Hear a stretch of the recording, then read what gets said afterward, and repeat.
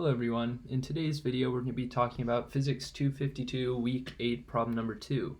In this problem we are asked to look at some diffraction grating relating to helium and kind of how its spectra looks and the angles that are observed.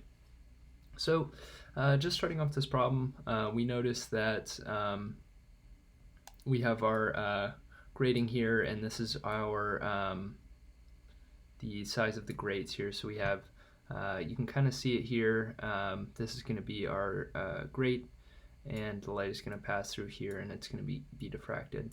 So we're asked to find the angle that this helium is observed. And what we can do is we can use this equation here, which is given in lecture, in our week 8 lecture, specifically the first and second lecture videos. But this m here, what it represents from week 7, it represents our mode of the wave. So we can say that it's the first mode because we want to observe the angle. So we just can say that it's 1 here. And again, we have our distance here in between the slits. And what we can do is, using this equation, it pretty much allows us to measure this angle as if this were a triangle right here. So if this is our helium right here, this should really be AG, but we can solve for the angle, this angle here, theta m. And so in our case it's going to be theta sub 1 because this is the angle of our first mode, as I was saying. So just kind of plugging in here, we have our this right here is going to be our wavelength, and this is going to be our distance. So then just kind of solving through, we end up getting that the first angle is at 36 degrees. For part B, we're asked to find a second location where this light is diffracted. So pretty much what we can do for this part is we would just be solving for theta sub 2, or theta sub 3, or theta sub 4, and again we would just be increasing our m value in this equation here. And when we increase our m value with the kind of points that we're given here, where we have our wavelength and our grate separation, we find that there is no real numbers that allow, no real angles that allow us to observe any other diffraction for the helium.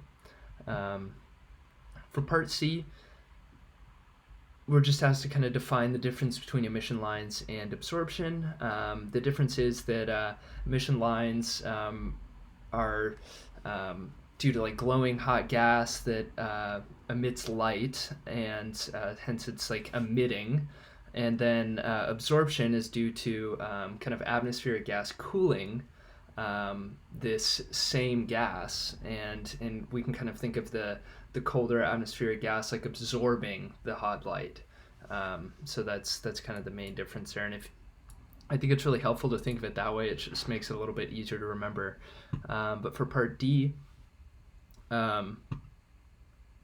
since I think the fact that we just kind of have how it's related to escape velocity in this part, we can just kind of think, for escape velocity, just comparatively, since the sun is so much more massive, we would expect the escape velocity to be much higher, and it is. I believe the Earth is like 10 to the 8, and the sun is much higher than that.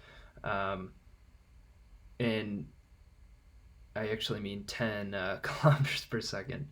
But so yeah, so pretty much we can think of the sun, the helium in the Earth, just kind of like escaping from the Earth's atmosphere, whereas in the sun, it kind of gets trapped. It doesn't gain enough velocity to make it out, so therefore we can actually observe it because it's not all flying into space like it is on the Earth.